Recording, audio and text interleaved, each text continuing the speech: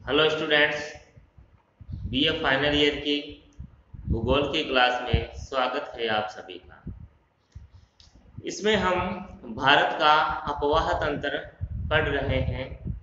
कल हमने गंगा नदी का अपवाह तंत्र पढ़ा था। आज हम सिंधु नदी का अपवाह तंत्र पढ़ेंगे।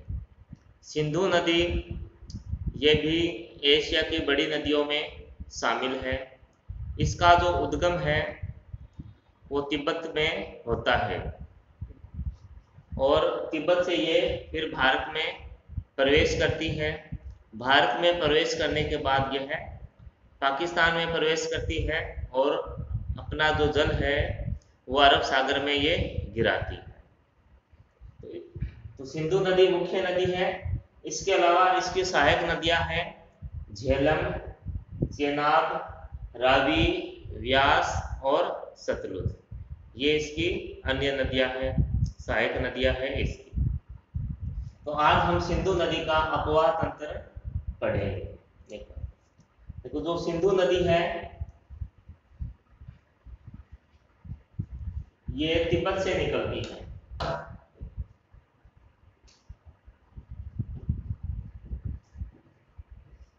तिब्बत तिब्बत में मानसरोवर है, वहां से सिंधु नदी का उद्गम होता है और मानसरोवर से उद्गम के बाद यह भारत में प्रवेश करती है। सिंधु नदी भारत में जब प्रवेश करती है तो जास्कर श्रेणी और लद्दाख श्रेणी के मध्य में ये प्रवाहित होती है। ये डायग्राम बनाया हुआ है। जगह की कमी भी है और जो शब्द है वो छोटे लिखे हुए हैं, शायद आपको दिखाई ना दे, लेकिन जो मैं बोल रहा हूं उस पर फोकस करें आप। तो सिंधु नदी है मानसरोवर से निकलती है और भारत में प्रवेश करती है। सिंधु नदी जास्कर श्रेणी और लद्दाख श्रेणी के मध्य से प्रवाहित होती है और उसके बाद पाकिस्तान में चली जाती है। तो ये सियाचिन ग्लेशियर है, ये सियाचिन ग्लेशियर है। इस ग्लेशियर से एक नदी इसमें मिलती है जिसका नाम है श्योक नदी। श्योक नदी इसमें मिलती है। उसके बाद यहाँ से एक सुरु नदी है, ये सिंधु नदी में मिलती है, इसके सहायक नदियां हैं। फिर एक हुंजा नदी है, ये भी सिंधु में मिलती है। उसके बाद यहाँ से जो गिलगित नदी है ये इसमें मिलती है सिंधु नदी में। और जो गिलगित नदी है ये अंतिम सहायक नदी है सिंधु की, जो भारत में मिलती है इसमें सिंधु नदी में। तो ये थी सिंधु नदी थी। तिब्बत के मानसरोवर से इसका उद्गम होता है, भारत में प्रवेश करती है और जास्कर और श्रेणी और लद्दाख श्रेणी के मध्य में ये प्रवाहित होती है। और इसकी ये सहायक नदियां हैं श्योक नदी, सुरु नदी, हुंजा नदी और गिलगित नदी। ये सिंधु की सहायक नदियां हैं जो इसमें अपना जल है वो मिलाती है। उसके बाद हम बात करेंगे झेलम नदी की। तो ये देखो जो झेलम नदी का जो उद्गम है वो होता है वेरीनाग से। यहाँ से झेलम नदी का उद्गम होता है और जो झेलम नदी है इसके किनारे पर जो श्रीनगर है वो बसा हुआ है। झेलम नदी के बाद हम बात करेंगे चेनाब नदी की। अब चेनाब नदी है ये दो धाराओं से मिलके बनी है, चंद्रा और भागा, दो धाराएं हैं। जब ये दो धाराएं यहाँ चंबा में मिलती है आपस में, ठीक है, यहाँ जो चंबा शहर है हिमाचल का वो यही स्थित है, ठीक है, यहाँ ये मिल जाती है। तो इनसे हिमाचल में जो चेनाब नदी है इसे हिमाचल में चंद्रभागा के नाम से जाना जाता है, ठीक है। चेनाब नदी को हिमाचल प्रदेश में चंद्रभागा के नाम से जाना जाता है और कश्मीर में चंद्रभागा को चेनाब नदी के नाम से जाना जाता है। ये ध्यान में रखने योग्य बात है कि जो चेनाब नदी है दो नदियों से दो नदी की धाराओं से मिलकर बनती है चंद्रा और भागा। और हिमाचल प्रदेश में चेनाब को चंद्रभागा के नाम से जानते हैं और कश्मीर में इसे चेनाब नदी के नाम से जानते हैं। जो चंद्रा जो है धारा है ये जोजिला दरे से निकलती है और जो भागा है जो ये जो जल धारा है ये बारालाचा दरे से निकलती है। और दरा क्या होता है आपको बताया था मैंने, ठीक है। और ये चंद्रा और भागा चंबा में मिल जाती है और चेनाब नदी का निर्माण होता है। जो चेनाब नदी है ये अपना जल झेलम में गिरा देती है यहाँ पाकिस्तान में। उसके बाद नेक्स्ट है रावी नदी। अब रावी नदी का जो उद्गम है वो होता है रोहतांग दरे से, ठीक है। रोहतांग दरे से रावी नदी का उद्गम होता है और ये भी अपना जो जल है ये झेलम में गिरा देती है यहाँ पाकिस्तान में। उसके बाद है व्यास नदी। अब व्यास नदी का जो उद्गम है वो भी रोहतांग दरे के पास से ही होता है, ठीक है। यहाँ से व्यास नदी निकलती है रोहतांग दरे से ही और रावी भी रोहतांग दरे से निकलती है। जो व्यास नदी है ये अपना जल सतलुज नदी में गिरा देती है या मिला देती है हरिके नामक स्थान पर, जो कि पंजाब में स्थित है, ठीक है। हरिके नामक स्थान पर जो व्यास नदी है ये सतलुज में मिल जाती है। अब यहाँ ये एक और बात है जो कि ध्यान रखने योग्य है, ये जो समस्त नदियां हैं चाहे झेलम हो चाहे चेनाब हो रावी हो या सतलुज हो, ये अपना जल पाकिस्तान में जाती है ये सारी नदियां, ठीक है।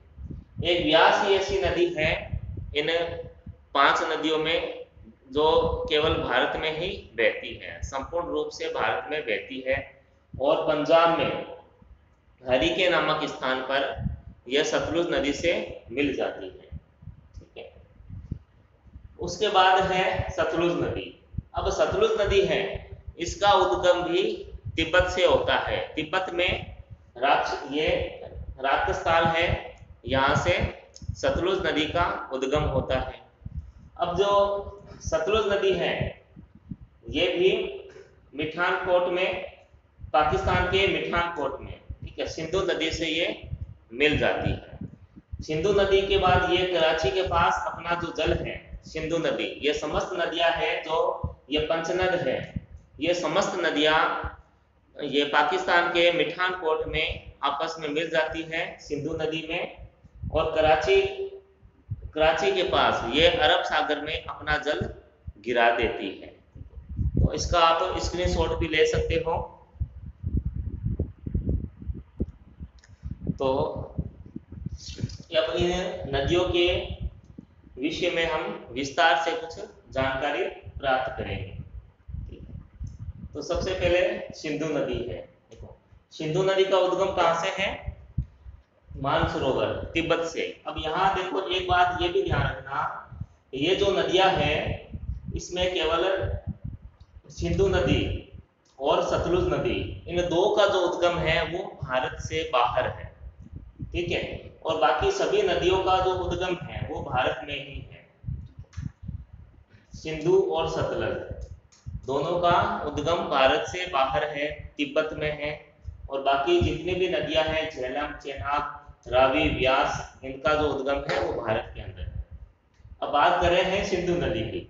अब सिंधु का जो उद्गम है वो मानसरोवर में है तिब्बत से, और यहाँ एक ग्लेशियर है बोखरचू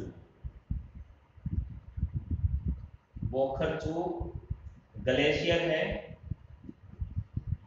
यहाँ से ये सिंधु नदी का उद्गम होता है। ग्लेशियर बताया था पिछली क्लास में, जो बर्फ की बड़ी बड़ी ये शिलाएं होती हैं और जो ये पिघलती है तब एक नदी का रूप ये ग्रहण करते हैं। और उसके बाद लद्दाख और जास्कर श्रेणियों के मध्य में ये बहती है नदी। उसके बाद कुछ नदियां हैं इसकी सहायक नदियां हैं, कुछ दाईं तरफ से इसमें मिलती है, कुछ बाईं तरफ से इसमें मिलती है। दाएं तरफ की जो सहायक नदियां हैं वो गिलगित और श्योक है, हुंजा नदी है, ठीक है। ये इसकी बाईं ओर से दाईं ओर से मिलती है ये, ठीक है। और बाईं ओर की जो नदियां हैं, एक तो पंचनद आ जाएगा, ठीक है। पंचनद में देखो 5 नदियां शामिल हैं, झेलम, चेनाब, रावी, व्यास और सतलज। ये नदियां पंचनद में शामिल है, ठीक है। हालांकि व्यास इसमें नहीं मिलती है, वो भारत में ही इसमें सतलुज में मिल जाती है। उसके बाद ये जो सिंधु है, सिंधु नदी अटक के पास में मैदान में प्रवेश करती है। उससे पहले ये पर्वतीय क्षेत्र में प्रवाहित होती है, और जो अटक है वहां पर ये मैदान में प्रवाहित होती है। अब अटक है ये पाकिस्तान में स्थित, जो पंजाब है वहां पर स्थित है, ठीक है। पाकिस्तान में जो पंजाब है उसमें अटक है, ये वहां स्थित है, ठीक है। इसकी लंबाई 3880 किलोमीटर है। सिंधु नदी की जो लंबाई है वो 3880 किलोमीटर है, बहुत लंबी नदी है ये। भारत में इसकी जो लंबाई है वो 1134 किलोमीटर है। ये महत्वपूर्ण है कि सिंधु नदी की जो लंबाई है वो भारत में 1134 किलोमीटर है। और इसका अपवाह क्षेत्र है, सिंधु नदी का जो अपवाह क्षेत्र है वो 9.6 लाख वर्ग किलोमीटर है, ठीक है। और इसका जो डेल्टा है, जब ये सिंधु नदी अरब सागर में गिरती है तो एक डेल्टा का निर्माण करती है। अब जो डेल्टा है इसका 7800 वर्ग किलोमीटर क्षेत्र में ये डेल्टा बनाती है। और पठानकोट में ये सभी नदियां हैं सिंधु में मिल जाती है। उसके अलावा जो लद्दाख की राजधानी है लेह है, वो सिंधु नदी के किनारे पे स्थित है। उसके बाद देखो सिंधु जल समझौता,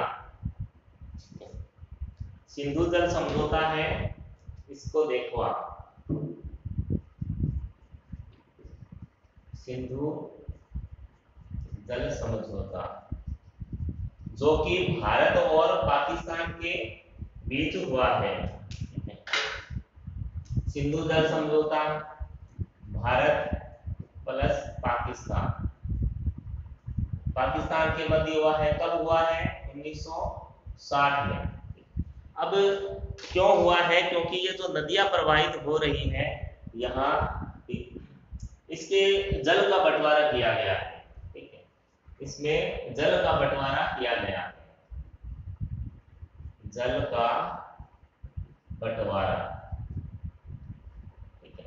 जल का बंटवारा कैसे किया है? इसमें देखो नदियों को पूर्वी और पश्चिमी 2 भागों में बांटा है। पहले हम बात करेंगे पूर्वी नदियां, पूर्वी नदियां। अब जो पूर्वी नदियां हैं इसमें भारत और पाकिस्तान, इनको क्या कैसे जल मिल रहा है पूर्वी नदियों में? पूर्वी नदियों में शामिल है व्यास, रावी और सतलज। पूर्वी नदियां में है व्यास, रावी और सतलुज, ठीक है। ये पूर्वी नदियां हैं। अब पूर्वी नदियों से भारत को मिलता है 80% जल और पाकिस्तान को मिलता है 20% जल, ठीक। पूर्वी नदियां रावी, व्यास और सतलुज, इनसे मिलता है भारत को 80% जल और पाकिस्तान को 20% जल मिलता है। उसके बाद है पश्चिमी नदियां, इसमें है पश्चिमी नदियों में है सिंधु, फिर झेलम और चेनाब, झेलम चेनाब, ये है पश्चिमी नदियां। इसमें देखो भारत और पाकिस्तान, भारत को जल मिलता है पश्चिमी नदियों से 20% और पाकिस्तान को 80% जल है की प्राप्ति होती है। तो इसका भी ध्यान रखना जरूरी है। सिंधु जल समझौता है, ये जल का बंटवारा किया गया है भारत और पाकिस्तान के मध्य। और 1960 में यह हुआ था। पूर्वी और पश्चिमी नदियां दो भागों में यह बांट के किया गया है समझौता। जो पूर्व की नदियां हैं उससे भारत को 80% जल मिलता है और पाकिस्तान को 20%। पश्चिम की जो नदियां हैं उसमें पाकिस्तान का प्रतिशत अधिक है, 80% जल पाकिस्तान को मिलता है और 20% जल भारत को मिलता है। ठीक है, अब नेक्स्ट लेंगे हम झेलम नदी। झेलम नदी में देखिए इसका जो उद्गम है वो वेरीनाग से हो रहा है। वेरीनाग से झेलम नदी का उद्गम हो रहा है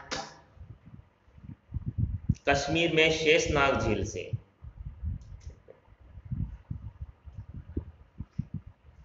ये कश्मीर से हो रहा है इसका उद्गम। वेरीनाग है कश्मीर में, कश्मीर और शेषनाग झील से। ठीक है, यहां से इसका उद्गम होता है।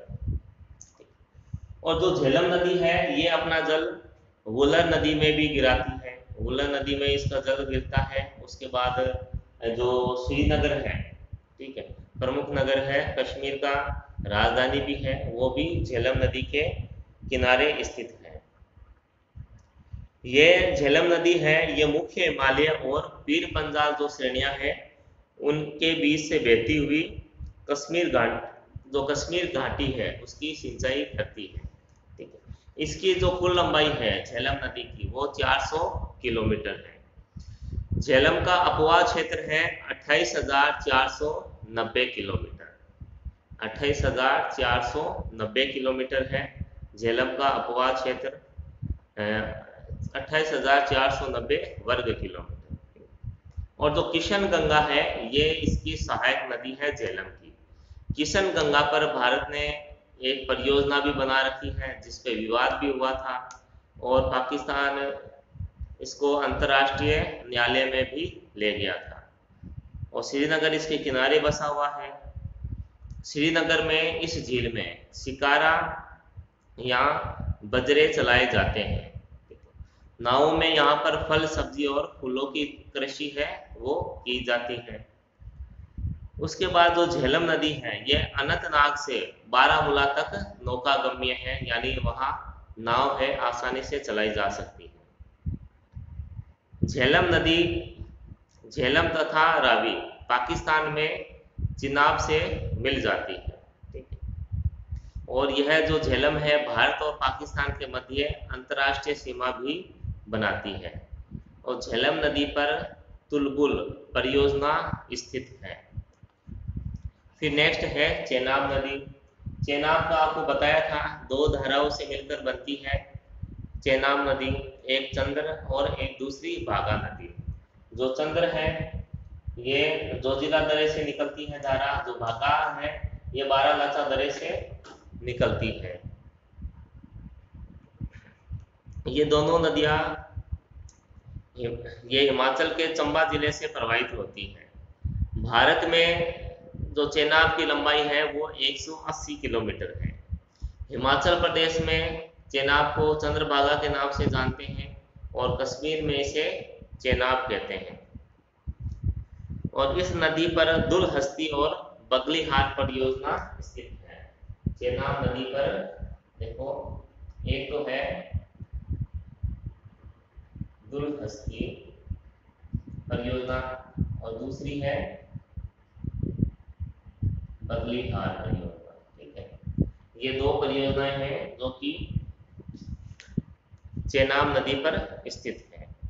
फिर नेक्स्ट है रावी नदी। अब रावी नदी है इसका उद्गम रोहतांग दर्रे से होता है हिमाचल प्रदेश के कांगड़ा जिले में, और ये रोहतांग दर्रा है स्थित है, यहाँ से इसका उद्गम होता है।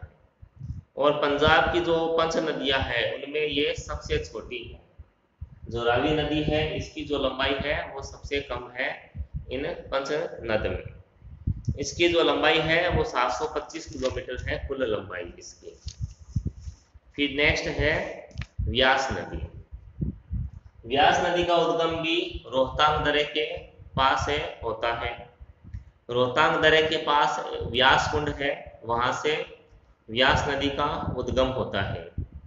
और इसकी घाटी को कुल्लू घाटी भी कहते हैं। व्यास सतलज की सहायक नदी है और कपूरथला के निकट हरिके नामक स्थान पर यह सतलज से मिल जाती है, हरिके से, जहाँ पर यहीं से ये इंदिरा गांधी नहर है वो निकाली गई है। और इस नदी पर हिमाचल प्रदेश में पोंग बांध स्थित है। फेमस प्रसिद्ध बांध है, नाम सुना होगा आपने, पोंग बांध है यहाँ स्थित है। और इसके अलावा यहाँ पर महाराणा प्रताप सागर जलाशय भी बनाया गया है व्यास नदी के पास में। और उसके बाद है सतलज नदी। अब सतलज नदी है, इसका उद्गम भी तिब्बत से होता है, राक्षसताल है वहां से इसका उद्गम होता है। तिब्बत में मानसरोवर झील के नजदीक राक्षसताल से इसका उद्गम है सतलुज नदी का। भारत में इसकी लंबाई है 1050 किलोमीटर और इसका अपवाद क्षेत्र है 24,087 वर्ग किलोमीटर। शिव किला दर्रे के पास हिमाचल प्रदेश से भारत में प्रवेश करती है। ये शिव किला दर्रा है, ठीक है, ये तिब्बत से निकलती है और यहाँ भारत में प्रवेश करती है शिव किला दर्रे से, ठीक है, भारत में प्रवेश करती है सतलुज नदी। स्पीति नदी इसकी प्रमुख सहायक नदी है। सतलुज नदी की प्रमुख सहायक नदी है स्पीति नदी। और हिमाचल प्रदेश में इस नदी पर नाथपा झाखड़ी परियोजना स्थित है और जो कि वर्तमान में भारत की सबसे बड़ी जल विद्युत परियोजना है। 1400 मेगावाट की यह परियोजना है। और पंजाब में इस नदी पर, पंजाब और हिमाचल प्रदेश में इसके बांध बनाए गए हैं जिनका नाम भाखड़ा नागल बांध है। और भाखड़ा बांध में गोविंद सागर जलाशय का निर्माण किया गया है जो कि बहुत बड़ा एक जलाशय है। और यहाँ पे जो हरिके बैराज है, यहाँ से इंदिरा गांधी नहर है निकाली गई है, जो कि व्यास और सतलुज नदी का जो जल है वो इंदिरा गांधी नहर में आता है और जिसे राजस्थान की ये गंगा भी कह सकते हैं, इंदिरा गांधी नहर को, ठीक। तो ये थी, ये सिंधु नदी का अपवाह तंत्र था। ये हिमालय की नदियां हैं जो कि 12 महीने ये इनमें जल है वो रहता है। ग्लेशियर से ये नदियां हैं प्रवाहित होती है, ग्लेशियर जब पिघलता है तो इनमें जल प्रवाहित होता है, ठीक है। आप इसका स्क्रीनशॉट ले लेना, ठीक है। और नेक्स्ट वीडियो में हम प्रायद्वीपीय भारत की नदियां पढ़ेंगे जो कि हिमालय से पुरानी है, काफ़ी पुरानी नदियां हैं, क्योंकि प्रायद्वीप ये जो क्षेत्र है, जो भाग है, वो हिमालय से काफ़ी पुराना है। तो आज के लिए इतना ही, तब तक घर पे रहें, स्वस्थ रहें, धन्यवाद।